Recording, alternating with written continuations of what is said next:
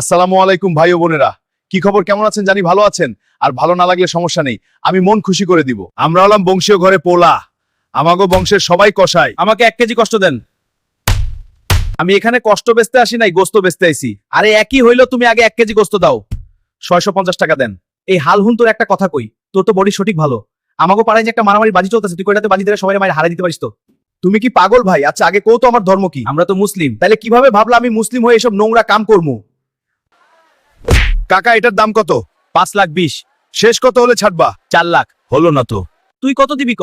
কাকা হাট ঠিক তো, প্রতিদিনই গরু কিনি, তুমি তো জানো আমি কসাই, আমার কাছ থেকে আলতুপাল কেন চাও? আচ্ছা ঠিক আছে, 2,05,000 দিয়ে দাও। তুই 2,10,000 দিস। ঠিক আছে। কি হাল ভাই, গরু কত নিল? কত নিল? কত নিল? 2,10,000। কি হালকা ভাই, এটা কি আজকে জবাই দিবা? ভাই আজকের মাংসের রেট একটু বেশি, গরুর দাম বেশি নি। আর দেশি গরু তো খাইয়া মজা পাইবা, আর খাইয়া যদি নাই মজা পাও তাহলে তো আমার কাছ থেকে আর মাংস কিনবা না, তাই তুমুগলিকা দেশি গরু আনছি।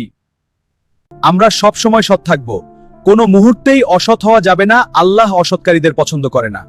আপনারা যারা নতুন তারা দয়া করে আমাদের চ্যানেলটাকে লাইক সাবস্ক্রাইব করবেন। সবাইকে ধন্যবাদ। আসসালামু আলাইকুম।